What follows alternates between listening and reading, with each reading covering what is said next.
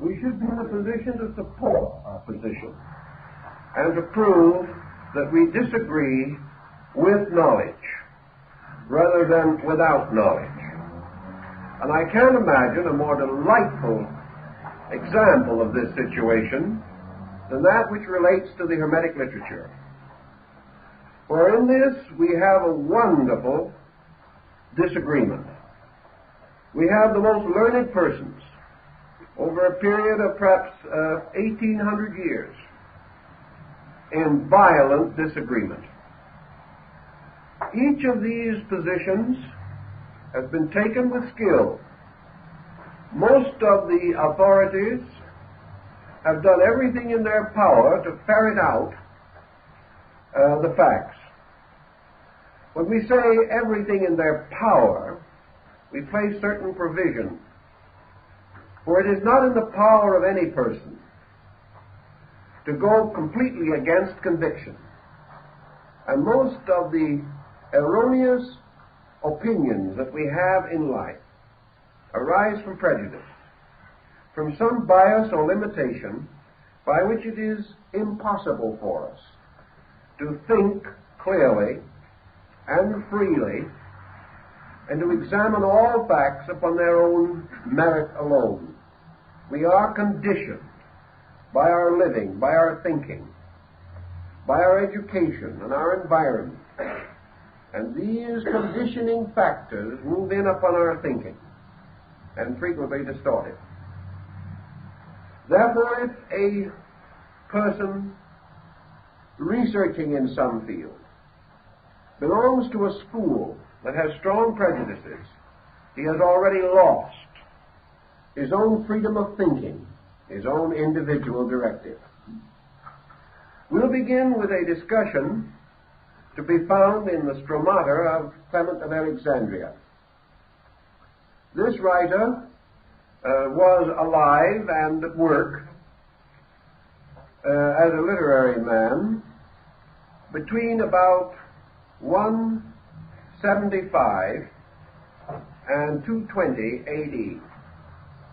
He belongs to the great group of ante-Nicene fathers, writing, of course, strongly from an early Christian prejudice. Yet he was living with the peoples of Egypt. He knew them, and in many instances, in most cases, there was a strong streak of honesty in the things that he stated, although there could be much bias in his interpretation of facts. He was reasonably correct on his basic facts. He describes a procession in Egypt, which apparently he had seen, a sacred ritualistic processional involving the custodians and bearers of the Books of Hermes. He describes how a procession of priests and savants, teachers, moved in very sacred ritualistic order, each with an appropriate symbol and wearing certain insignia indicating the department of learning over which he presided. Clement also says that to earn these distinctions of learning, it was necessary for these scribes, scholars, and priests to have memorized certain books of Hermes, some 3 books, some 4 books, some 10 books. These various religious and philosophical teachers also carried emblems relating to the branches of learning over which they presided. Therefore, some of them had become masters of the medical books of Hermes, others of those books dealing with statesmanship and law and the government of peoples, others still of astronomy, mathematics, navigation, and the secrets of the heavens, and the geography of the earth. Still others, in turn, of philosophy, of the deeper mysteries of the mind, of those sciences which are speculative, inductive, or theoretic, and still others, bearing those books and insignias which indicated that they were students of the divine mysteries concerning the nature of God, of deity, of the state religion, of the secondary deities and tutelaries, and all things which had to do with theology. Adding together the books specifically referred to by number, but not by name, by Clement, we find clear statement of 42 books, divided apparently into a wide variety of subjects, in short and simple, covering practically every field of knowledge known in the ancient world. Now we have here several facts of importance. The first is that Clement writes apparently as an eyewitness to these rituals, taking them for granted, and his contemporaries must have known whether he was correct or not, and it is unlikely that he would have perpetrated a fraud. It would have been too easy to detect it, and some other writers would certainly have come out violently against him. The second important point is dating, namely that this procession occurred probably not later than 220 A.D., and possibly as early as 150 A.D. This gives us a kind of orientation which brings us violently into conflict with one of the greatest antiquarians of his time, Fabricius. He declares it to be his most solemn and sincere conviction that the Hermetic books could not have been written prior to the year A.D. 300. Now here we come head on into one of our least minor problems. Is it conceivable that Fabricius was not aware of the statement by Clement? This is almost impossible. Had he not noted it himself, someone else would have brought it to his attention. He was working at a time when literature was not as abundant as it is now. Men did not overlook source books centuries ago, when these constituted practically the sum total of authority. Therefore, we try to understand why Fabricius took his position. The answer is obvious from other authorities working in the field.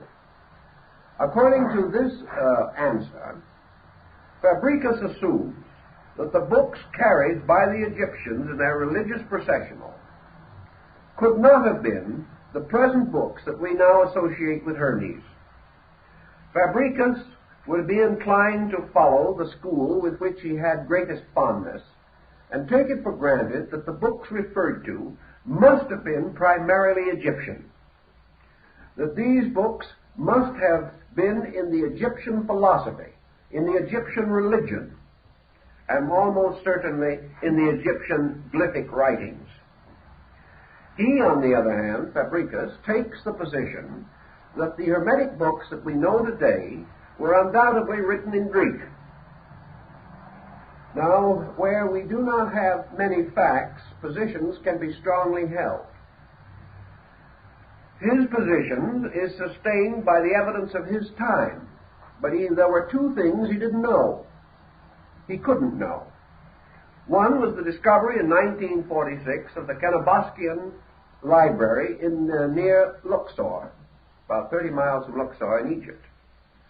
This library proves conclusively that the Hermetic books were in existence prior to A.D. 300. And the general opinion now is that the manuscripts discovered will probably date from the middle of the 3rd century A.D. or perhaps the beginning of that century. In other words, these books are practically contemporary with Clement of Alexandria, the man we quoted first. Now, the position that the Hermetic books had to have been written in Egyptian is also assailed by another fact, a fact which perhaps Fabricius did not adequately examine. That is, that considerably earlier, a Greek dynasty of pharaohs had taken over the administration of Egypt, and Egypt was already passing from Egyptian learning to Greek learning.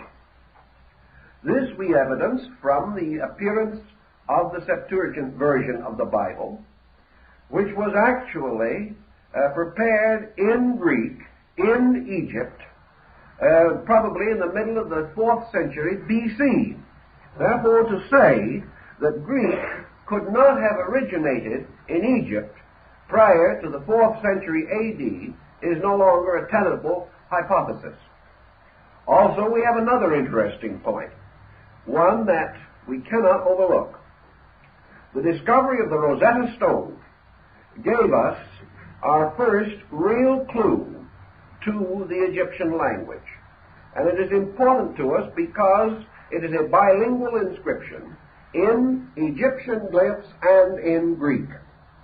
Now, this is important to us for 2 reasons. First, because this stone was cut or prepared approximately 200 BC. The second point of interest is that this stone actually carries the name of Hermes. It is one of the words, of course, in the Egyptian form, Thoth. But it also carries another very interesting peculiarity by which we divide the Egyptian Thothic literature from the true Hermetic structure. We most of us realize or remember that Hermes is generally referred to in the Hermetic writings as Mercurius or Hermes Trismegistus, the thrice-greatest. And in some of the earlier works, this is modified a little, and he is called the twice-greatest. But always this peculiar appellation of more than great accompanies the peculiar use of the term in the Hermetic literature. On the Rosetta Stone, the reference to Thoth is Thoth, great, great. In other words, twice great. And this carries with it an implication that is so close to our Hermetic problem that we cannot ignore it.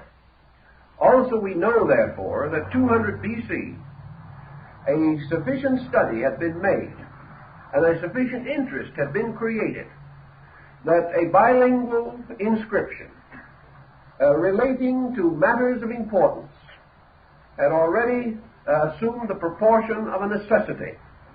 And in Egypt, Greek and Egyptian were both languages needed in the administration of the state 200 years BC. This brings the next point that involves itself in our peculiar situation. How early could these books have been compiled? Here another group of authorities move in. The effort now being to collate or to relate certain words and structure in the writings of Hermes with the existing versions of the Bible. This opens an interesting problem, and it is now generally regarded as likely, from the peculiar use of terms, that the author of the Hermetic works was to some degree acquainted with the Old Testament. The quotations that he appears to use, or the similarities which arise, are clearly to the Septuagint version, or the version that was actually prepared in Egypt. Also, references to the New Testament have been variously traced and implied, and this opens another interesting situation, namely that perhaps the author was acquainted with the New Testament, but the evidence to sustain this is less strong than that he was acquainted with the Old Testament. This brings another group of authorities into the picture, namely the recognition that ancient works passing downward over periods of time are frequently changed. A scribe or a translator working with a document and with certain liberty to either polish or refine the style of that document is very likely to fall into idiom, the idiom of his own time. Our outstanding example of that, of course, is the King James Version of the Bible. This version, prepared and published first in 1611, is a masterful translation into English. Yet any scholar examining the King James Version would date it almost certainly into the opening years of the 17th century. Not because the original contents belong to that period, but because in the translation it has fallen into the idiomatic forms current at the time the translations were made. This can also have occurred in connection with the Hermetic writings. It is not at all impossible that versions or variants of these writings may have appeared at several times, and that these various editions might have been some in Egyptian, some in Greek, and that those in Greek, probably made by scholars, could easily be influenced by dominant books in the field of the literature of that time. So out of this entire rather involved and at the same time interesting detective story, we come to a series of rather negative facts. Actually, no authority has as yet clearly proven his point. It is not absolutely certain that words or peculiar constructions paralleling the Septuagint could not have come into the Hermetic writings at a time of their translation or transliteration from the Egyptian glyphs. Scribes and scholars could have polished the work in the temper of their own days. Nor is it at all impossible that other versions of the work may have been tampered with after the beginning of the Christian era. It is quite conceivable that efforts would be made by certain groups and certain sects to twist or move this group of literature into the Christian camp. On the other hand, certain other groups might have done everything possible to delete Old Testament parallels for various reasons. And later, in the period of the heresies, each translation could be changed, even as we observe changes in the Bibles of the various sects of the early Protestant Reformation. We have therefore only one essential fact that seems to be clear to us, namely that Clement was aware of the existence of some kind of a literature which does not exist in Egyptian glyphs in any manuscripts that we know today. He was aware of this literature as early as 175 AD. Cicero, flourishing approximately 100 BC, also refers to the Hermetic writings. Now, shall we say that these were Egyptian works now unknown, or were they the same general body of literature that we are now concerned with? There is nothing to indicate in the remarks of Cicero that he was referring to a particular or special kind of Hermetic writing. He took the attitude of referring to the subject as a corpus or body of literature. From what we are able to gather from these suggestions, and bearing in mind that Clement makes no concept or claim that this ceremony had been recently introduced, or that it differed from ancient and usual practices, we gradually move the date of the Hermetic literature back until, in all probabilities, we have some security as early as the 1st or 2nd century BC. Beyond this point, we have not so great a security, and we are quite possibly involved in a situation that arose after the gradual decline of the Greek academies and the motion of Greek learning into the Egyptian theater. Now, why do we make a point of the difference between Greek and Egyptian in this case? Is there any reason to assume, for example, that these Hermetic books might not be merely well-polished Greek versions of more ancient Egyptian texts. This is a moot question. In favor of it, of course, is our comparatively inadequate knowledge of Egyptian religion. A knowledge, however, which is gradually filling in. And at last, our Egyptologists are beginning to worry themselves with some texts other than those of the old funereal rites. We're beginning to sense something of the dignity of Egyptian literature, something that we have not known until the last 25 to 30 years. However, against the belief that these works are simply a translation of earlier Egyptian doctrines, there are certain facts not to be overlooked. What we know today of Egyptian religion, what we have been able to piece together, even in more recent years, would lead us to the conviction that the Hermetic books are not orthodox Egyptian texts. They represent some kind of a change. They are not steeped in the Osirian ritual of the later Egyptian religion. They are not part of the great Ammonism that preceded that. They show very little indebtedness to any structure of Egyptian learning which we now possess.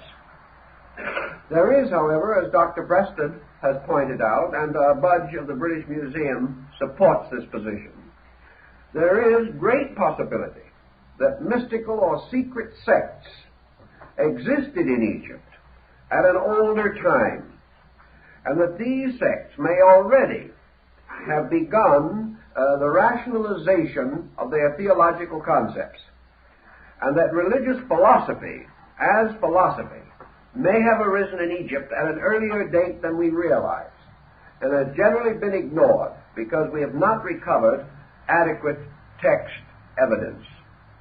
If, as was the case in early Christian mysticism, this lack of adequate text is simply due to the fact it was not written, but was passed on as oral tradition, or under obligations, or, as Preston suggests, the glyphs themselves may be susceptible of two complete systems of interpretation. We may then well be in the presence of a tradition long held orally and finally reduced to written form with the rise of the Greek period of culture in Egypt. This would be consistent because the coming of Greek learning to Egypt would have justified a large part of the Hermetic corpus. In other words, for the first time, the teachings of Hermes may well have become of interest to the average Egyptian, who was beginning to be cultured in the philosophical speculations of the Greeks. Egypt was reticent in these matters because, of course, it claimed, as most ancient nations did, that itself it was the cradle of learning. It might therefore well have refused to wish to accept that a foreign teaching such as Greek was of primary importance, and may have attempted to prove that its own teachers and its own leaders of past times had originated this doctrine. Now let us see how that stands up, because we have an interesting point here. We know that in the 6th century BC, nearly all Greek scholars visited Egypt. We know that Pythagoras received a large part of his education from the Egyptians. We know that Plato visited Egypt, receiving the mysteries at Sais. We are perfectly well aware that Solon, in the 6th century, went to Egypt, and there he became instructed in the principles of laws, which he later reformed and applied to the needs of the Athenian states. All of these considerations must cause us to realize that Greek philosophy was indebted to Egypt. Yet in Greek philosophy we do not find the elements of the Egyptian religion which flourished at the time of Pythagoras or Plato. we do not find Pythagoras returning with a hierarchy of Egyptian deities to impose upon the Greek mind. We do not find him returning with Egyptian religious rites, ceremonies, or rituals, although Pythagoras was profoundly concerned with ritualism. From what we can generally observe, the Pythagorean system was essentially derived from the Orphic, which in turn probably came originally from the Far East. Yet here we have Greeks going to Egypt, learning many things and returning to strengthen and unfold their own Grecian system of philosophy. Is it possible, then, that the return of Greek philosophy to Egypt, about the time of the rise of the Hermetic literature, was more than a coincidence? Is it at all conceivable that Pythagoras and Plato and Solon and others who made the same, at that time, difficult journey, actually received a teaching different from that of Orthodox Egyptian religion, and that in the mysteries of this teaching they derived the principles of their own Greek system? If this is true, then there is no reason to doubt that the Hermetic tradition in Egypt, which in many ways is similar to the Greek, might well have been older than the Greek, and might have been communicated to those Greeks who later fashioned the Platonic and Peripatetic systems of philosophy, or even the Stoical and Cynical schools. All this gives us something else to worry about, which I think I add as a kind of a novelty, because as far as I can find out, the others have not been worrying about this point. This is a private worry of our own. There is every reason, then, to assume that being without knowledge of the actual facts involved, and having only circumstantial evidence upon which to build, we cannot preclude the possibility that the Egyptians did possess the rudiments of Hermetic philosophy earlier than the rise of Greek philosophy. This would seem to be more probable inasmuch as the Greeks borrowed from the Egyptians at a time when the Egyptians were not borrowing from the Greeks. In those days, when Solon visited Egypt, the Egyptian priests referred to the Greeks as children, infants in learning, and Solon was inclined to agree with them and recognize the tremendous value of being allowed to become acquainted with the Egyptian system of law and political structure. All these situations lead together to refute the belief that is advanced by one authority as a pat solution to everything, namely that the Hermetic works were compiled by an individual who was interested in both Egyptian and Greek lore, and therefore, in all probability, was a moderate scholar in these different fields, perhaps living late enough to also indulge in Christian speculation. These points seem unreasonable, and I think that we have to recognize the probability that the so-called Hermetic tradition could have existed in Egypt without being directly involved in the state religion. It could have been a philosophical school. It could have been a group of sectaries of its own peculiar order, like the Essenes in Syria and the Therapeutae also in Egypt, though belonging to an entirely different conviction from the Egyptians.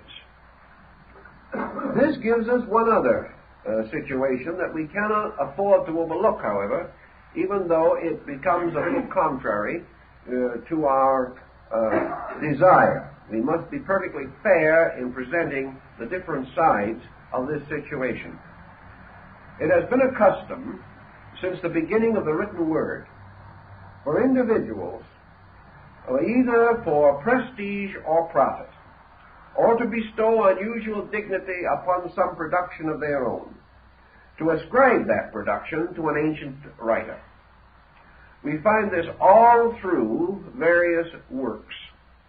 For instance, as late as the 18th century, a whole group of works were attributed to Aristotle, in which he had no part at all, particularly an essay on midwifery that certainly would never have been Aristotelian. But these tracts, in order to gain a quick public, borrowed ancient names. Friar Bacon, Roger Bacon, was subject to the same type of fabrication. And it is even generally assumed today that books printed as late as 1800 were printed on old paper in old type and backdated to become more impressive. There is no way in which we can estimate what individuals will do to accomplish an end. It has been also the general experience of man that antiquity bestows authority. And wherever a subject wishes to have immediate recognition or to move into a sacrosanct position, it chooses to be appended to an ancient work. Thus, if we say that a work was written 50 years ago, it does not have the same prestige if we say that it was written 2,000 years ago. Antiquity seems to give us a certain sense of confidence. Also, it makes a remoteness, dividing the work from our common habits and dividing the author from the persons we may have known. We know what fabrications in various fields of literature have accomplished in this particular case or instance. Thus, it is always possible that the Hermetic writings were produced at some period, perhaps between the 3rd century BC and the 1st or 2nd century AD, and attributed to an earlier author. This attribution may not be as completely dishonest also as one might think, because even today we have a class of literature, particularly in metaphysical and mystical matters, in which various ancient persons are said to have revealed themselves, or to have dictated writings, or to have projected thoughts upon later writers. We have a considerable field of spiritualistic literature sustaining this position. We also have a number of minor religious movements of comparatively recent order or vintage, in which the essential teachings are attributed to miraculous circumstances and remote ages. If these things come through a kind of inspiration, if an individual entranced or under the pressure of vision seems to see, note, or be in contact with a remote scholar or a great teacher of the past, he may very well actually believe that some document dictated to him is actually attributable to the original author. This type of thinking we do find, and we find it quite honestly advanced. And with perhaps 18 or 1900 years of obscurity in between, it is very difficult for us to clearly demark these possibilities and to give them adequate consideration. I think one point is of very great interest to us, and that is that the history of Hermetic literature is loaded with a variety of unreasonable circumstances. Even after we pass out of the original Alexandrian center, for in some way this whole literature seems to have risen in this great North African melting pot of beliefs and doctrines, it moved into the Near East to involve or invite the speculations of the Arabs. They did a splendid job of speculating, by the way. Their extravagances added to the original uncertainty have not done anything to clarify the matter. But they did undoubtedly prepare commentaries and tracts, and in their own inimitable style had their own revelations relating to the Hermetic philosophy, so that just as we are indebted to them for a number of original Christian documents, so we can definitely say that we are indebted to them for a very remarkable group of Hermetic interpretations, expansions, revisions, and even a book or two that was not previously known to exist. Whether these actually were legitimate or whether they were invented, we have no way of knowing after so long a period of time. This also meant that the Hermetic philosophy returned to Europe. It returned through the Moors and through the Crusades and through the increasing contacts between the Near East and European scholarship. It came back to Europe, or reached Europe, in a blaze of glory. It became one of the great fashions and fads of the time, and Hermes grew in stature to such extent that he eclipsed even Aristotle for a while, and that was a considerable problem in eclipsing. Actually, however, in the interval, in its slow meanderings from Egypt via Arabia and into Spain, and from Spain up through southern Europe into the great centers of European culture in the medieval period, in this period of wandering, the Hermetic philosophy began to change its shape, change its presentation. Much of its so-called broadness was lost. The original Books of Hermes came to be regarded as merely the outer surface of a larger literature, and the entire subject gradually emphasized its scientific import and became practically synonymous with medicine. Thus we have a complete literature dealing with the medical arts, and, of course, one of the prime elements in medicine, chemistry. Chemistry, of course, in those days was without boundaries such as we know now. Chemistry in China, in India, Arabia, was alchemy. And alchemy was a fantastic conglomeration of ancient beliefs and modern experimentation. The alchemists were not, by any means, a group of quacks, nor were they an assembly of madmen. They were devout persons, serious scholars, deep thinkers.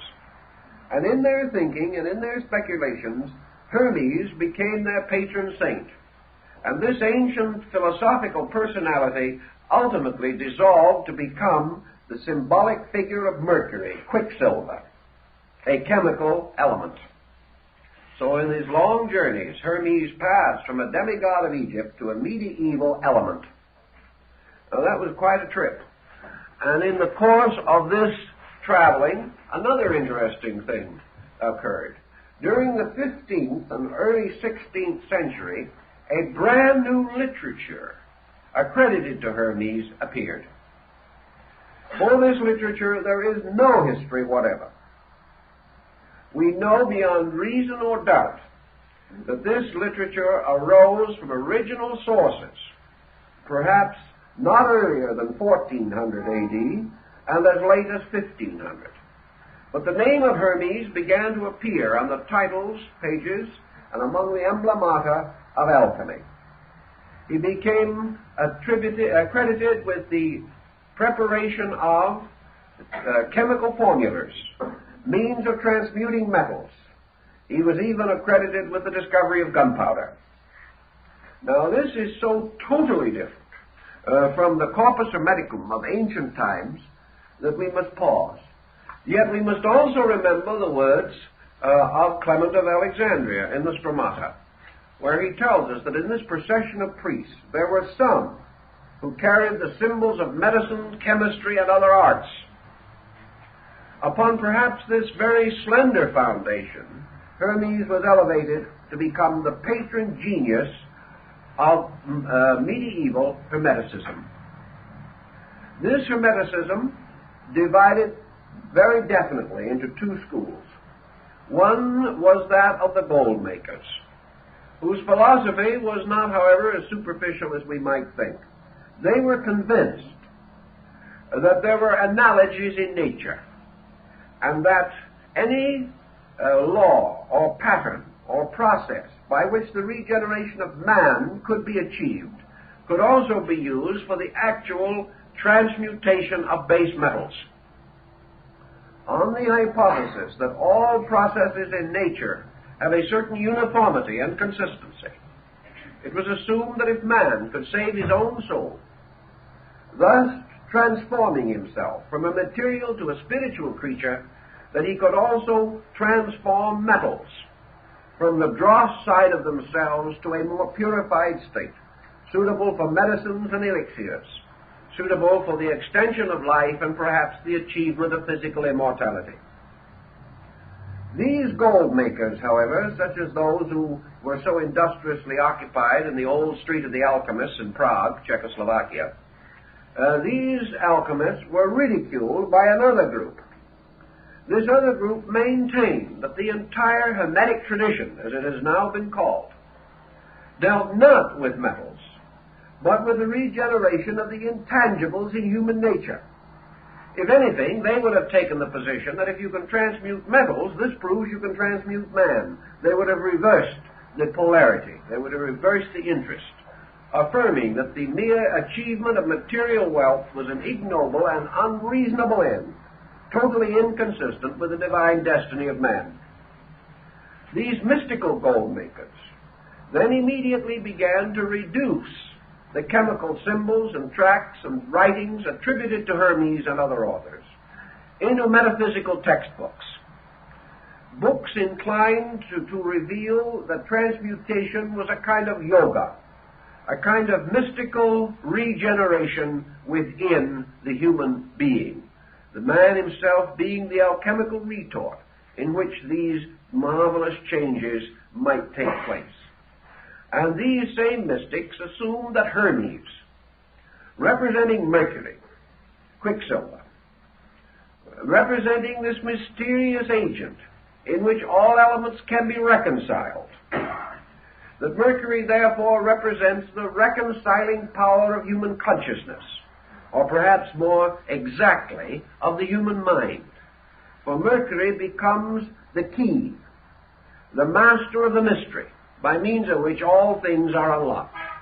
And the medieval man liked to think of reason as this power by means of which all mysteries could be solved, all good things could be accomplished, and the interval between man as a physical being and man as a spiritual being could be crossed or bridged through reason and illumination.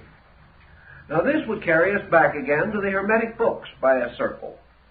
For in the Pymander of Hermes, we have no doubt whatever that Hermes is used in this work not only as a person, but as an embodiment or personification of universal mind. So your mystical alchemist seems to have retained the Hermetic tradition, although he passed it through a variety of symbolic processes. Your material alchemist lost it. And perhaps your material alchemist was the mad parent of the entire concept of modern material science, because he certainly was one of the first to conceive of the tremendous personal advantage to himself if he could control laws for profit. If, however, he was a mystic, he would control or direct laws only for the glory of truth. And this division on various levels has endured to our present time. With the rise of modern chemistry, the Hermetic tradition has more or less faded from our consideration. But this does not mean that interest in these old processes has entirely ceased. At the present time, as a fair authority on books and on rare books, I think I can say that there is still a tremendous demand, a tremendous learned reading public, desirous of securing any material relating to the Hermetic experiments of the 17th and 18th centuries in Europe. Any rare work which appears in this field is immediately purchased, disappearing again from the trade. I have talked to book dealers in this country and communicated with them in Europe, and it is rare indeed to find a rare alchemical text, regardless of price, remaining in a dealer's store for more than a few days. In other words, there's a market somewhere. The interest in these things continues, and there are people who are ready to pay $200, $300, $500 for one of these old books. The market is always greater than the supply. Reprints of these works are periodically made and become in their own condition rare books. And it is common knowledge that very few even reprints of the rarer Hermetic writings are available. They disappear almost instantly, not into public institutions, but into private libraries, where they are variously used. Thus we have another interesting point. 90% of these books are not going into the libraries of chemists, nor are they going into the collections of alchemists who have any intention of making physical experiments with the texts. They are going mostly into the collections of philosophically minded persons who are concerned with the attempt to restore the lost symbolism of the Hermetic tradition. And in that respect, we might mention the work on Hermetic philosophy by Mrs. Sarah Atwood, one of the outstanding rarities of the last century. A very deep and serious study of the metaphysics of Hermes, the metaphysics of the great alchemical tradition, represented in Europe by several thousand valuable books, a tradition that rose mysteriously and with tremendous spectacular intensity around 1550, and was completely forgotten, or at least had passed from all interest as far as the public is concerned, as early as 1700. In that 150 years or less, the entire restoration of alchemical Hermeticism had its course. And by the beginning of the 19th century, 1800 or even earlier, these books were rare and almost impossible to obtain. Now this gives us a general clue to a difficult problem. We have one or two other points that we want to make as clear as possible. As we have only numbers, such as the number 42 given to us by Clement, or perhaps the allegorical numbers of earlier writers who attributed to Hermes anywhere from 10,000 to 40,000 volumes or more. These numbers are not represented by any available literature. The Hermetic fragments that we have today, and which are clearly separate from the other groups which we mentioned, the Neoplatonists, the Gnostics, and the early Christian church, these fragments are comparatively meager. Yet reference is made to numerous others. What happened to them? Is it true that at some time along the way these were drawn into secret societies, and that the alchemists at one time at least did possess access to these manuscripts or books? Is this possible? It is possible, but belongs in the sphere of romantic thinking. We have no serious evidence. Actually, only a few texts, the Poimanda particularly, and the Asclepius, remain, which are completely and unitedly bound up with this tradition. These are surrounded by a vast array of borderline literature, literature that seems to tip in almost any conceivable direction. There is even some evidence of alchemical writings in the Alexandrian period in Egypt, but this had not achieved the interest which we know today. We are aware, however, that the Egyptians experimented under the name of Hermetic art with the creation of synthetic gems. We know that they were able to copy in what was later called Roman paste most of the precious stones of antiquity. And because the art of the lapidary was at that time not very well known, it is quite possible that that fraud occurred, in which synthetic stones were passed off as genuine. That these creations of artificial stones, the development of certain dyes for textiles and for various purposes, the creation of malleable glass, or glass of itself that would bend, these ancient arts like that of Greek fire, are known to have had some real existence.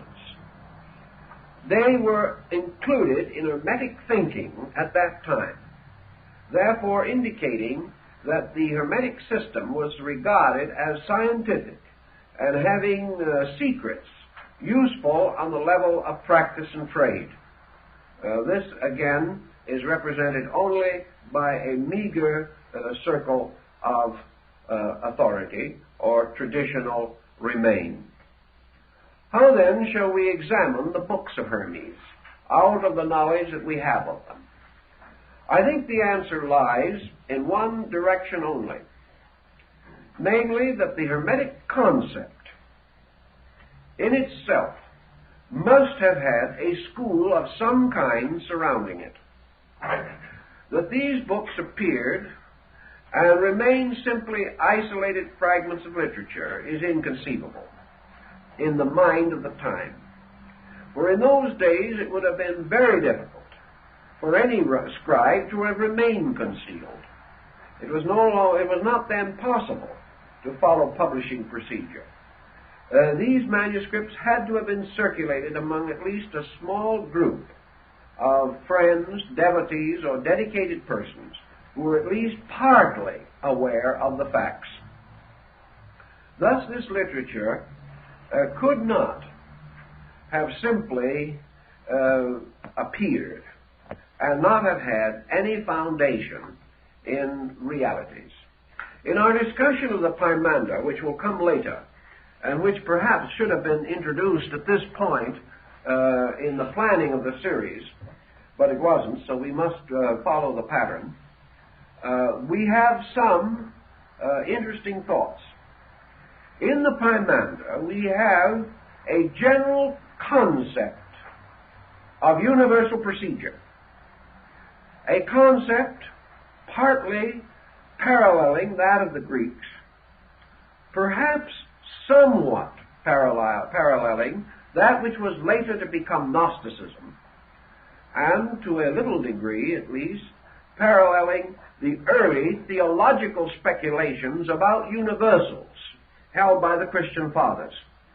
Very early, the church drew to it a certain number of scholars, and these began to speculate outside of the jot and tittle of the approved canon. And the mind of man, once it has reached a certain size, cannot be further pressed back into an old pattern, so the church had to be prepared for men thinking forward rather than merely backward.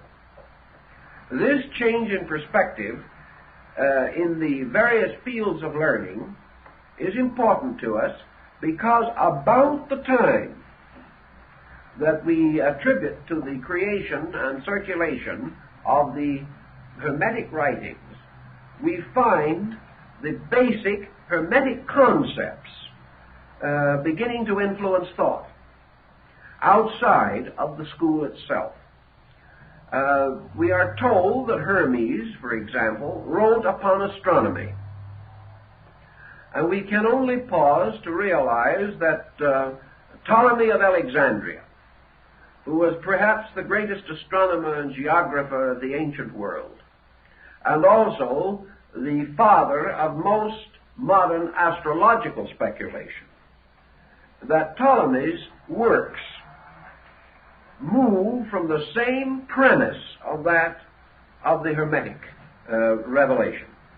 In other words, Hermes' universe is rather closely associated with the later developments of Ptolemy. The concepts of geography and navigation are those of the Hermetic school and not of the other neighboring schools. The changes which took place in concepts of government and in the healing arts, the secularizing of medicine, and a variety of other subjects which moved and changed the face of the Mediterranean culture. These changes followed closely after the so-called original Hermetic period, and they followed even more closely the original ideas and concepts of the Hermetic school. So we'll then trace some of these ideas in an effort to try to show how they spread out into the literature of the time.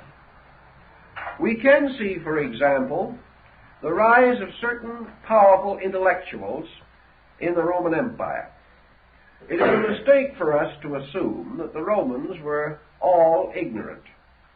For from the beginning of the Roman culture to the final decline of Roman life under the coming of the Ostrogoths, the king Theodoric, up to this period, we see the continual structure of a Roman philosophy.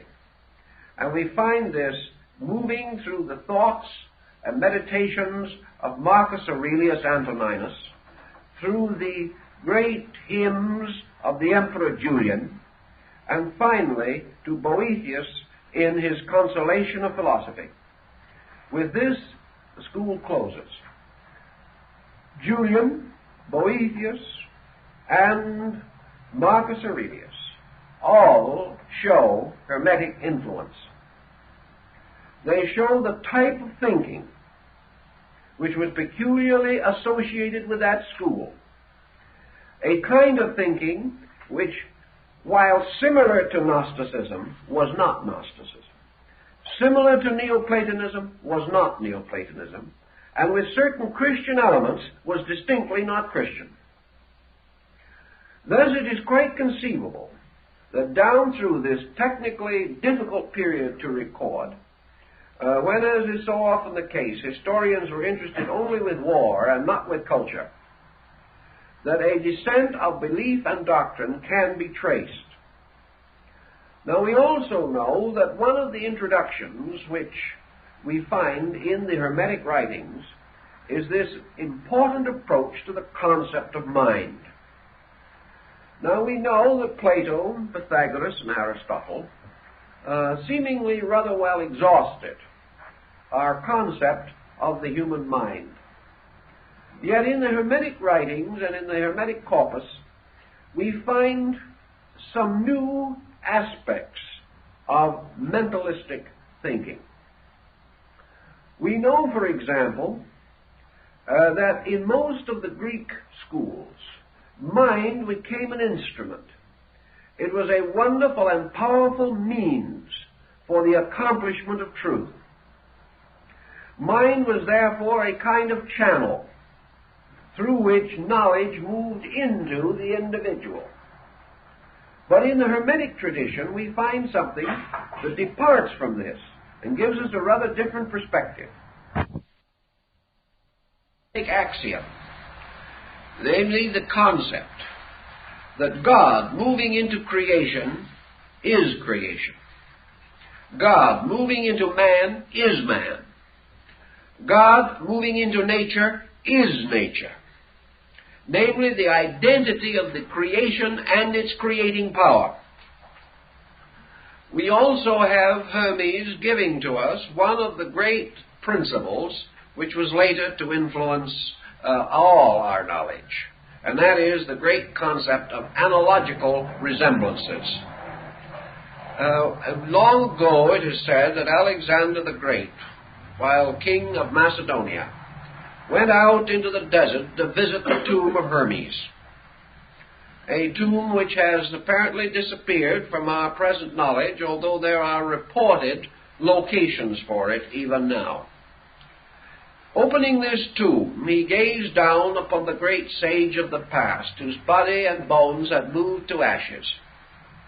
But he saw among the ashes the great emerald tablet, known as the Emerald Table of Hermes, which contained upon it the great Hermetic inscription, which opens with the rule or law or statement which has since become world famous: that which is above is like unto that which is below. That which is below is like unto that which is above. This parallel created the entire concept of medieval science, a science based upon the similarities of things, the idea of macrocosm and microcosm, that the universe was the great man and man the little universe, And while we have theoretically outgrown much of this thinking, as Thorndike explains it, it is still true that the law of analogy is operating in our lives every day as a force in our thinking, and is also a powerful instrument of scientific research within certain limitations. So the Hermetic concept of analogy stands out in a strange intensity. We can probably trace the thinking to earlier periods and far places, but the statement, the bringing together of the idea and its clarification seemingly was part of the Hermetic tradition. Thus we have analogy and mentalism coming out. We have the Hermetic work emphasizing that a man is what his mind is. That if his mind has experienced its re-identity with God, man is God. That mind, like the later quicksilver of the Hermetist, that mind absorbs all things into itself and transforms them. That it is the agent which can never cease functioning until all opposites have been reconciled. That also that this mental process has a great challenge in life. Man's inevitable and eternal instinct of inquiry arises from the great destined end for which he is intended. Namely, that man can never rest, never cease his wanderings, never settle into any permanent pattern until he has achieved all that is necessary for the reconciliation of all opposites within himself and around himself. That man is therefore the reconciler, that he is the power that brings heaven to earth and raises earth to heaven. Man in the Hermetic tradition is no longer a toy in the hand of destiny.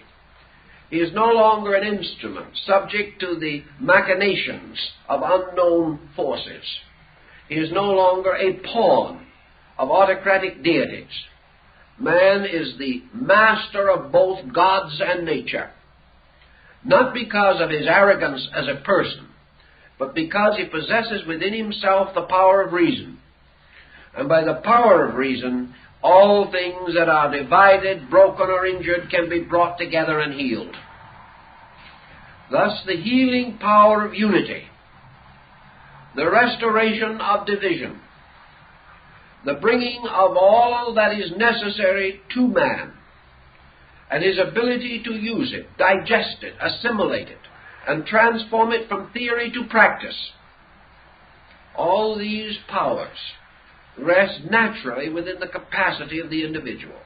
The great Hermetic art, therefore, is man's reconciliation of heaven and earth through his own wisdom, through his own reason, through the attributes of his own conscience and consciousness.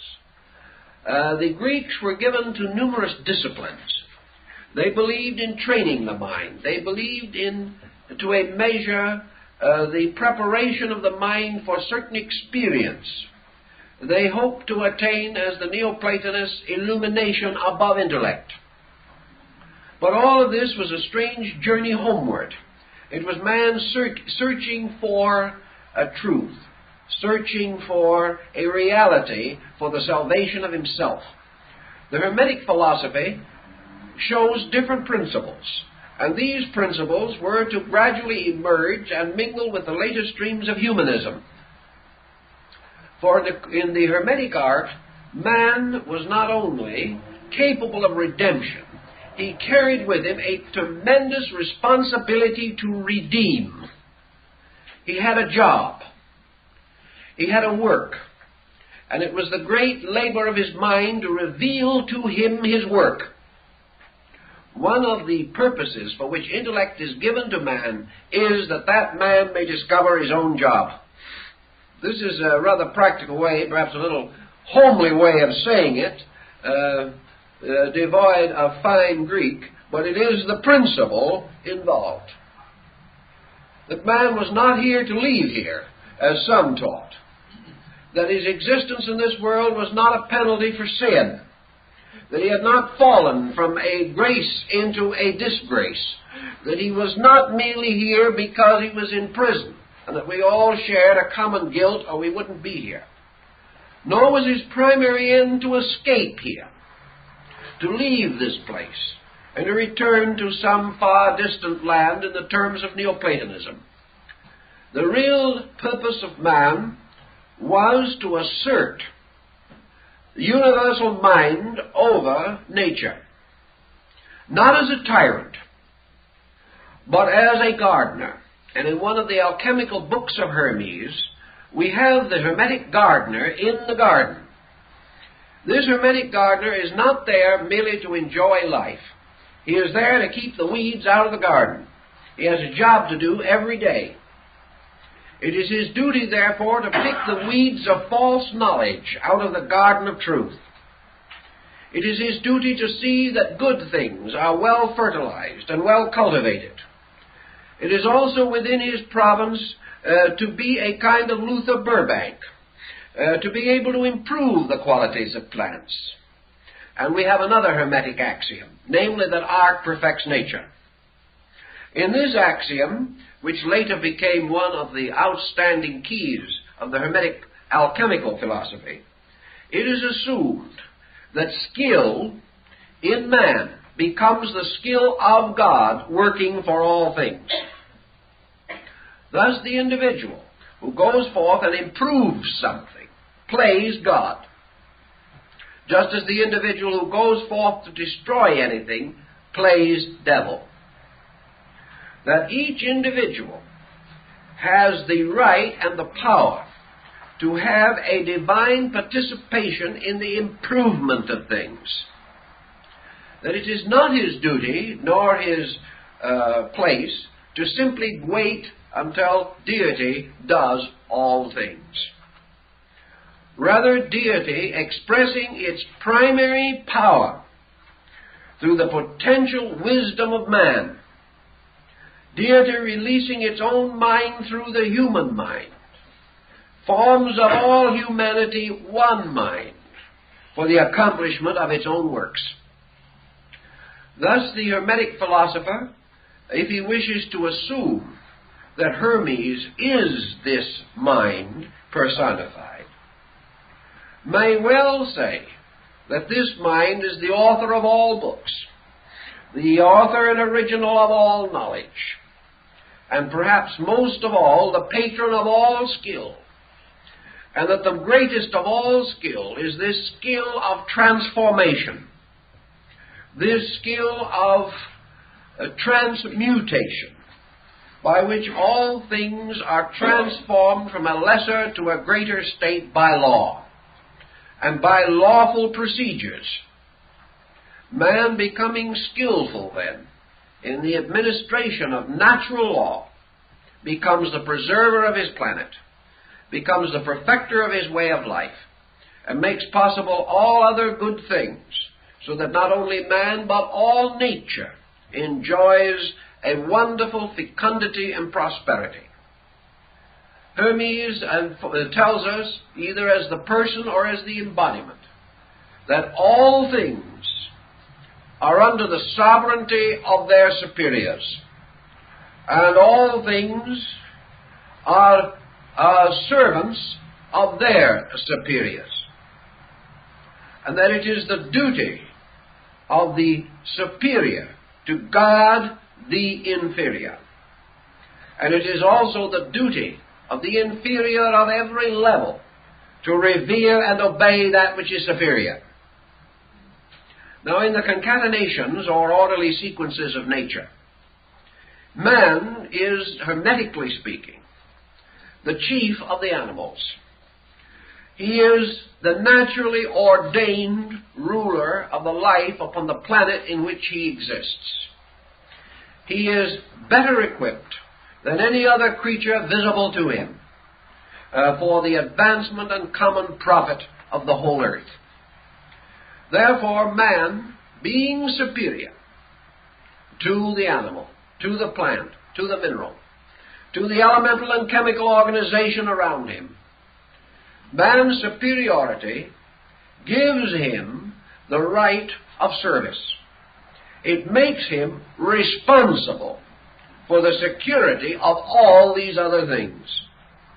Man has a proprietorship over everything that is less than himself.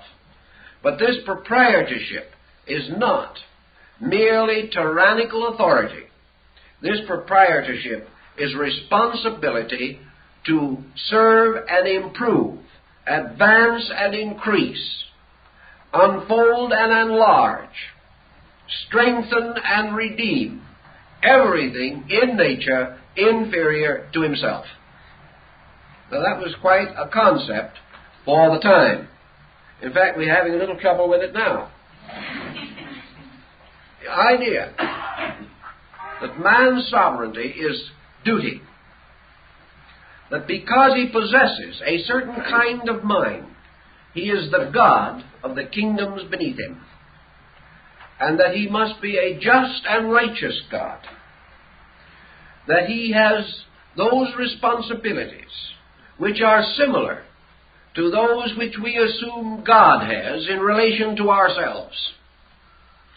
We assume, as Hermes explains, that the deity that we worship is all good, all powerful, all virtuous, all beautiful. Therefore, we bestow our allegiance upon that power with perfect confidence that it will not betray us. Those kingdoms below ourselves transfer a similar allegiance to us. And in any degree to which we fail to make the common good of these things our primary consideration, to that degree we are false gods in nature. All science in the Hermetic concept only exists for the purpose of equipping the individual for the service to which he was intended. Science is not to give us mastery over nature, but to give us insight into nature. By science, by philosophy, by religion, we are supposed to have the three elements of the philosophic stone, the salt, sulfur, and mercury that must be brought together, and from which comes an elixir of life, a life which bestows the healing of all things, because it arises from unity.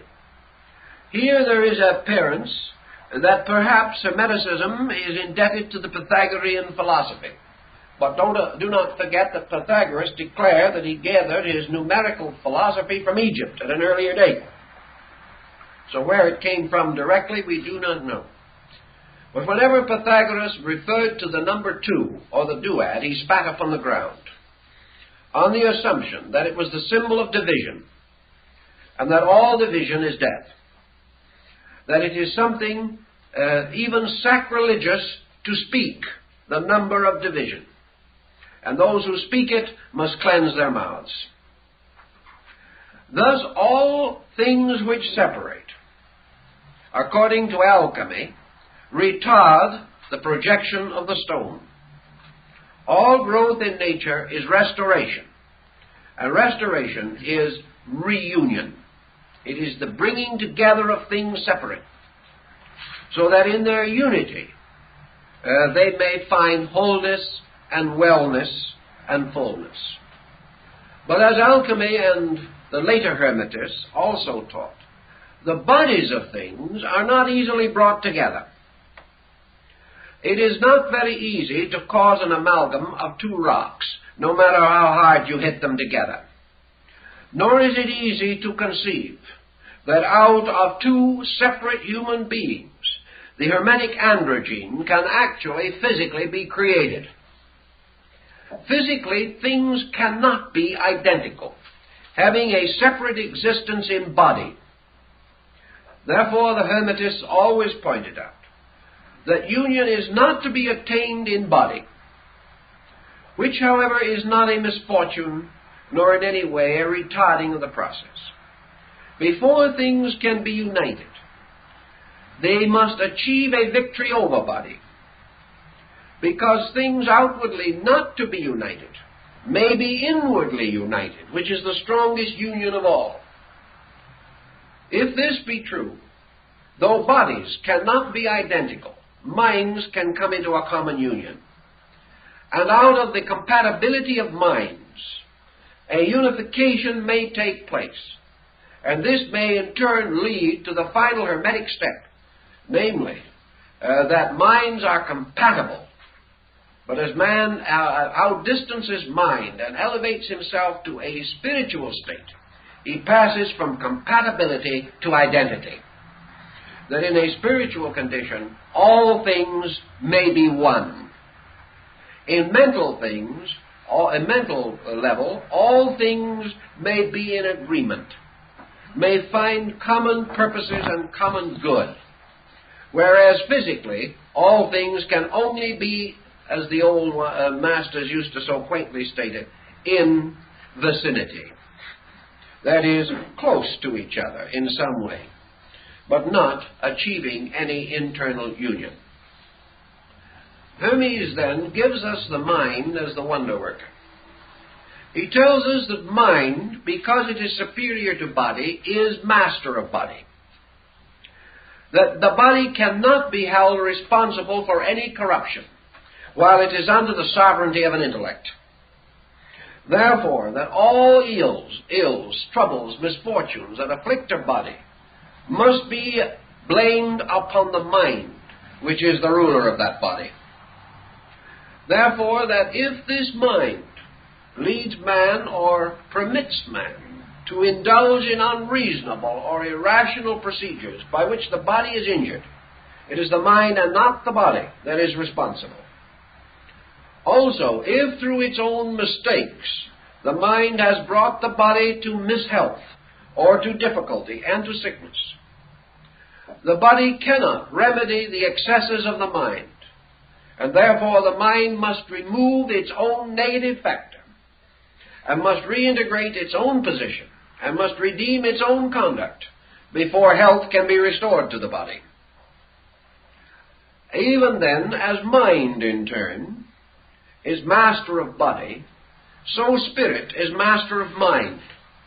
And whereas mind is accountable to the body for certain leadership, it is accountable to the spirit for certain obedience. For all things must obey superiors.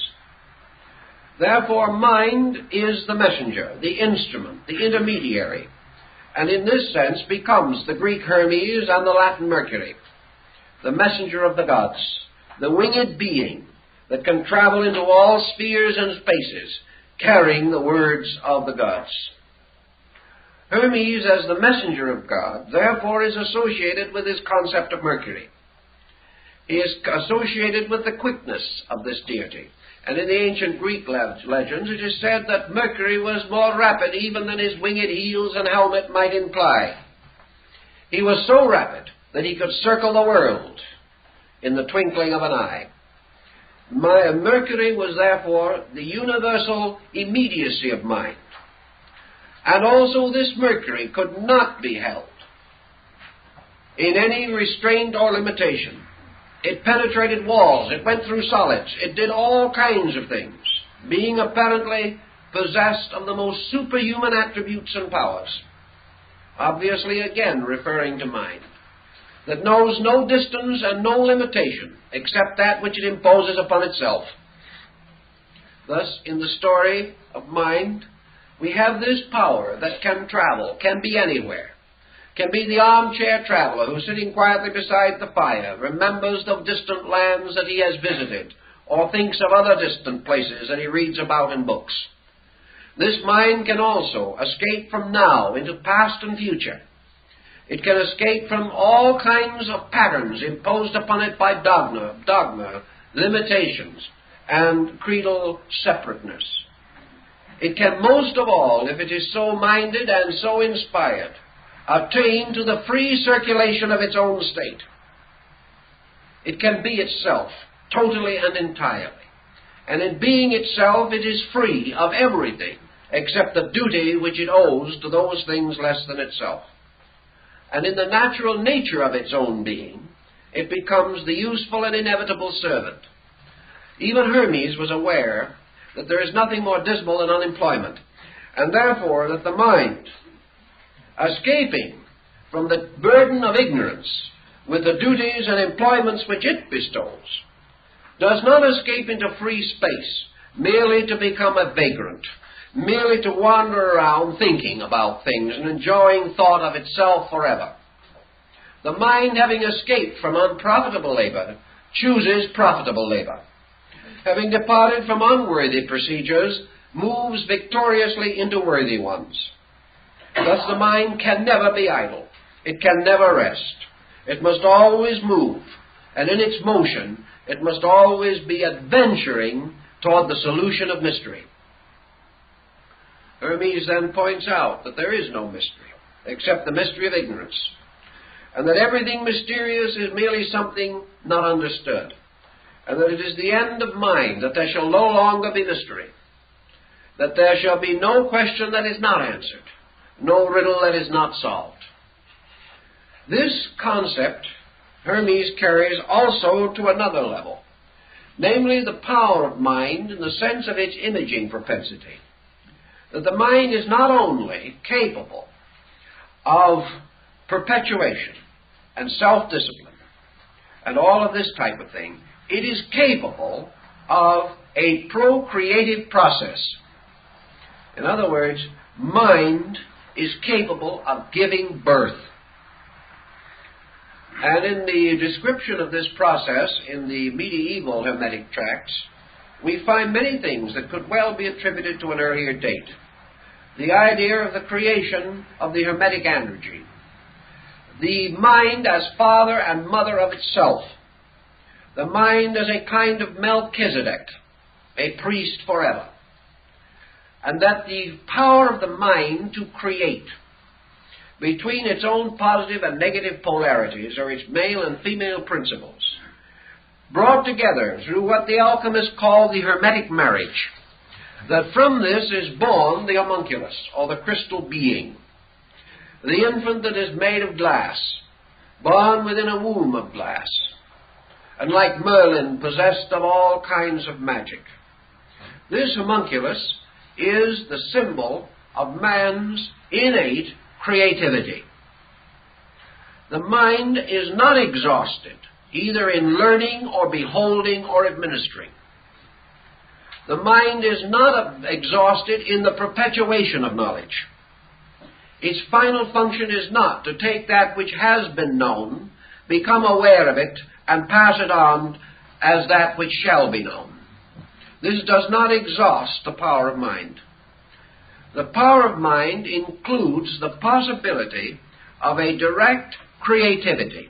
And it is because of this creativity that the world does not remain the same.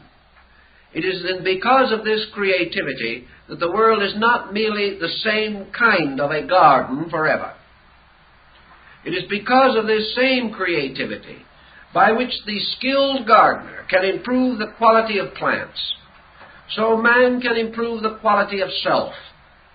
And furthermore, he can creatively project from the known, creating within himself tremendous instruments of imagination. These instruments of imagination have to have a validity. Imagination is not the individual actually freely generating something from nothing. Imagination is not merely a conjuring of a web of insubstantial fabric. There can be no creativity without law. There can be no procreation of mind unless the image, the created thing, the new creature, is lawful. Thus, although the mind may engage in flights of fantasy beyond our conception, we have the extraordinary record that the fancies of one generation are the sober facts of the next. At the time, a novelist of the quality of Jules Verne's wrote some of his wonderful books about trips to the moon and journeys under the sea and around the world in 80 days. Everyone thought him mad. They said his creativity, his imagination, approach insanity. Yet these things are now sober facts. and down through the ages, countless dreams that have never had substance in their own time became the basis of the mature growth and development of the race, or of the tremendous social pattern to which we belong. In all things, therefore, Hermes points out, there is a lawful creativity in mind. We can imagine nothing that has no relation to a fact. We may imagine a disproportion of things. We may build a daydream about futures we will not live to see. But the only reason we create this dream is because we have already recognized a need for something more than we have. We are merely projecting both our processes and our necessities. Therefore, we are bringing together procreating elements and fashioning them into a new vision. If this vision takes the form of More's Utopia, or Campanella's City of the Sun, or Andre's Christinopolis, makes little difference. There is nothing essential in these great social visions of the 17th century which have not since been realized. Yet in their own time, they existed only in the creative power of the human mind. The creative power of the human mind may also formularize. It may not only have certain abstract thoughts, but it may weigh and estimate needs so exactly that it can create solutions immediate to problems imminent. This means that certain minds have the power to go beyond the common acceptances and to achieve certain things. There were thousands and thousands of good parents who realized in an abstract way the need of their children's education. They knew that there had to be a way to bring essential knowledge to the young. But from among these parents, Amos Kominsky, or Comenius, came forth with a creative concept of an exact method, and that method has given us the modern public school. These things existed as dreams first. These dreams are sometimes handed on from one to another before they are realized. But dreams realized now or later, according to Hermes, belong in the fact that there is a creative dimension in the mind. That the mind not only buffets itself against the necessities of nature, but is forever ingeniously solving the unsolved problems of its own necessities. This mind, then, carries still further implications, and on this ground, Hermes approaches that section of his work which is essentially religious. Hermes now identifies this mind with a series of situations, and he produces what is called the Great Hermetic Confusion, inasmuch as he presents to us a concept of God that is monotheistic, polytheistic, and pantheistic, all at once. He intended to. Actually, when he created a monotheistic concept, he did exactly what many ancient peoples did. And when he created a polytheistic concept, he did no more than the Trinitarians did in the early church, when they made of God three persons. Actually, no difference was achieved. And pantheistic, with its implication on the divinity of natural beings, also did not depart from the concepts of the Greeks, the Egyptians, or for that matter, much of our modern thinking. If there is a tendency to religion in modern materialism, that tendency is pantheistic.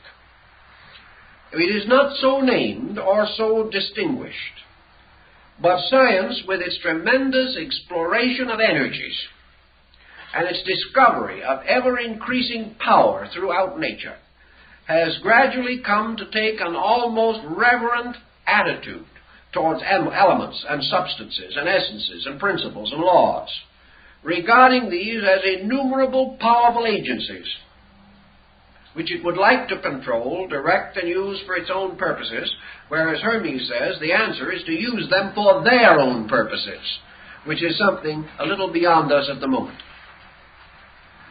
But Hermes does give us a monotheism, and in this he is not different from most other ancient peoples, for it is a great mistake to regard either the pagan or the heathen as essentially a polytheistic believer. Although we may have gods by the thousands in ancient and oriental pantheons, these peoples are essentially monotheists. For monotheism is not primarily the existence of only one divine person in nature, but of one divine principle in nature, that principle being reality, truth, or God. That this one divine power manifests solely in itself, by itself, and through itself, and has no dependency upon its own creations for the expression of itself, is scarcely reasonable or logical. The most devout person today believes that he is a spark from the flame of God. He sees no conflict with his monotheism in affirming that there is a divine principle within himself. This principle within himself must be divided from other similar principles in other selves. But all of these are suspended from one common principle, the great fire from which all the sparks have come. That great fire is the one deity. The sparks are the polytheistic expressions of that deity. And nature, every part of which is filled with the life and power of God. The innumerable sparks in the atoms, in the blades of grass, in the rocks, in flowers and animals. These sparks are pantheistic in the sense that they represent God growing up through nature. They represent this one power. Medieval man denied the power in himself, or the divine principle in himself, to all other creatures less than himself. But today we are not inclined to take this position. We recognize that growth is the manifestation of life, that anything that can grow is alive. We further recognize that existence, the continuance of a thing without disintegration or decay, is also the proof of the presence of life. Therefore, all things which have a continuance have some kind of a life. Even dead bodies have some kind of a life. And therefore, this life, which is a continuance of existence, or is an animation in existence, with growth, with motion, with power, this life must either be God, or else there is a life in nature apart from God, which Hermes would not accept. Consequently, we live in the substance of a monotheism. As human beings, divinely ensouled, we are polytheism. And as we gaze out to the infinite vista of the presence of God in all universal mysteries, we are in the midst of pantheism. Yet these things are not essentially different. They do not contradict each other, in spite of the fact that much has been made of this apparent Hermetic contradiction. It is not a contradiction because it is an unfoldment upon levels, and is no more unreasonable nor unorthodox than the statement of Paul relating to the thrones, dominions, powers, principalities, angels, and archangels. A recognition also of the existence of secondary powers of a divine origin, but superior to man. The Hermetic tradition binds this entire problem together by placing over the universe a kind of being representing the extension of divine consciousness into nature. This medial being, suspended twixt heaven and earth, dominion wielding, is the concept of universal intelligence. Intelligence is less than God and more than nature. Man, likewise, is less than the totality of God and more than the totality of nature. Man has powers above nature, but he is subject to powers beyond himself. This median power is the instrument by means of which the sovereignty administers the world. This power is intelligence, wisdom, knowing, learning, or reason. Man has become peculiarly, by his position, the embodiment of this reasoning agent. Everything above man has a faculty beyond reason. Everything beneath man has power or faculty less than reason. Therefore, as man ascends, he moves from the reasonable to the intuitional, to the inspirational, and to the illuminal. As he leads downward from reason, he goes down into instinct, into sense, and into attributes, reflexes and sensitivities which he cannot really understand. Thus man possesses this reasoning power. This reasoning power, however, is also in motion of its own accord. The power of reason is not forever the same. The power of reason, apparently, is subjected also to a kind of growth. Reason moves upward, as all other things in nature. And this motion of reason is clearly set forth in the vision of the Pymanidries. This motion of reason is also indicative of man, for man is gradually moving through reason, from its least to its greatest parts, even as he is moving in philosophy, from Theosophia Practica to Theosophia Theoretica. He is moving upward from objective, obvious things to things more real but less obvious or less objective. This motion is his natural growth, and this motion is the releasing of his power to act as an intermediary between heaven and earth. For this reason, Hermes and many other Hermetists and mystics do not accept the idea that man is simply an animal standing on its hind legs. Nor will they accept the famous old Platonic definition that man is a biped without feathers. There is something more to this than meets the eye. Man is divided from the kingdoms beneath himself by a quality which these kingdoms possess in potency, only to a limited degree. In the animal, reason is potential, and to certain animals, the rudiments of apparent reason or manifesting reason may be dimly traced. But man is the only creature, the only reasonable creature that can build an empire. He is the only animal that can wonder where it came from and wonder where it goes. He is also the only animal that can look at the sky and determine to conquer it. Man has proportions and dimensions within himself, a great uneasiness. If this uneasiness was in the beast, he would have taken the world away from man. But because man possesses this uneasiness, possesses this constant pull, and is moved toward the continuous improvement of himself, man is gradually learning the magic of his own mind. He is learning, however, that this mind is governed by law. He is learning that this mind is something for which he is accountable. That unlike the concept of modern humanism, he is not lord of all he surveys to do as he pleases, but only to do what must be done. He has the right to do as he pleases only because he has the power to do so.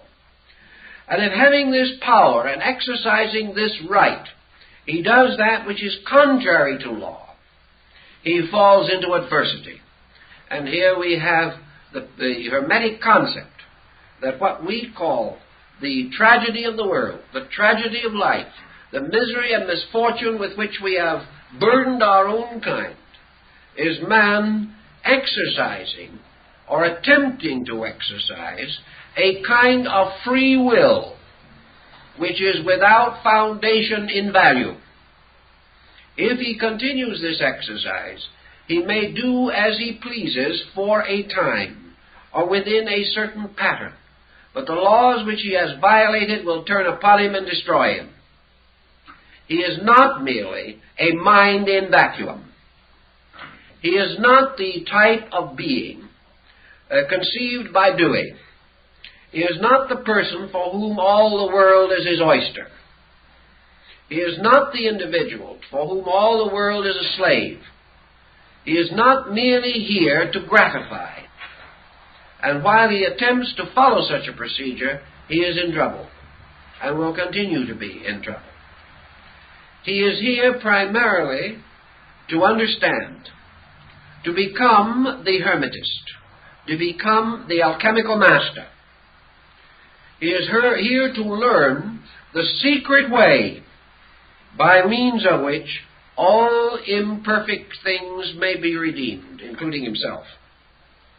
He is here for the purpose of becoming the master of the Hermetic arts, the capacity to play God to nature, even as he bows humbly to the God of nature.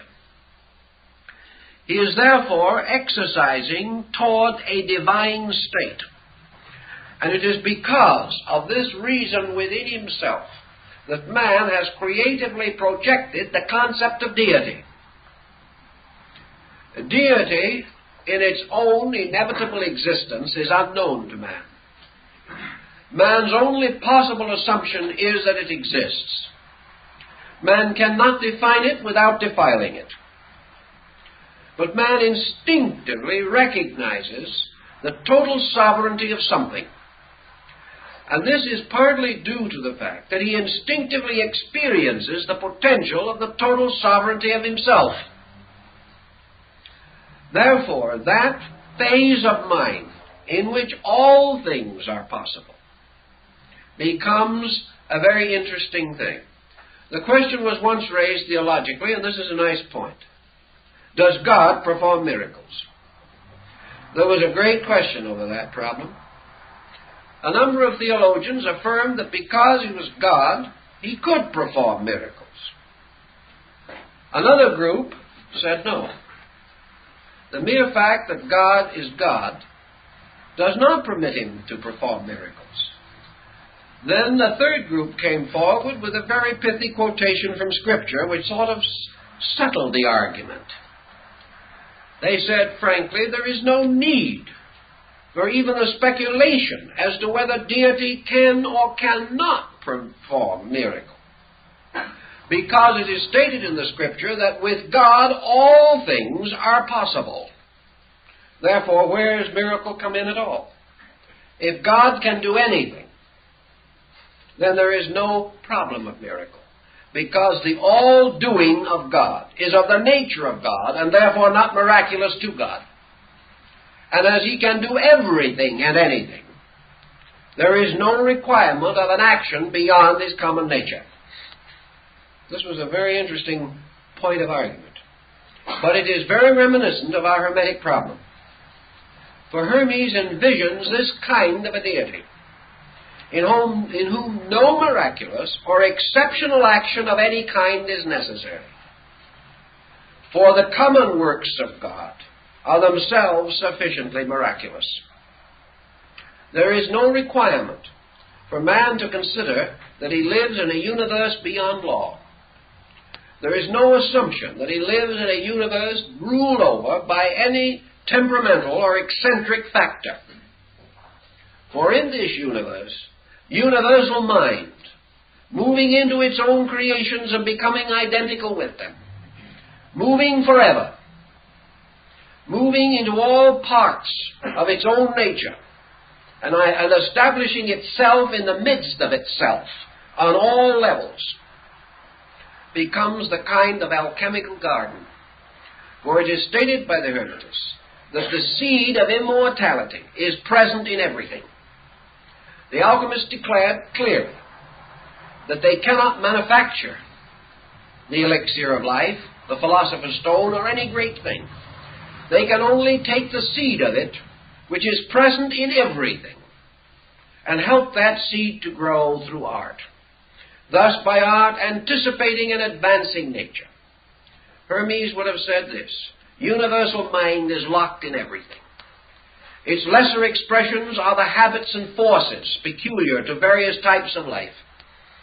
Its greater expression is the reason within it. Its greatest expression is the consciousness within it, which is the master of all its reasoning processes. Therefore, it is not that man shall create these things, or shall exercise a strange and mysterious power, unique, but that man represents one kind of God serving another kind of God, one condition of deity administering to another condition of deity, and that the mind with which man saves life is the same mind as is in the life which he saves. Therefore, all processes are deity working upon deity. All creatures are God manifesting among gods. And over this sovereignty is mind. Therefore, all things are attainable by mind, because mind is all things, in all things.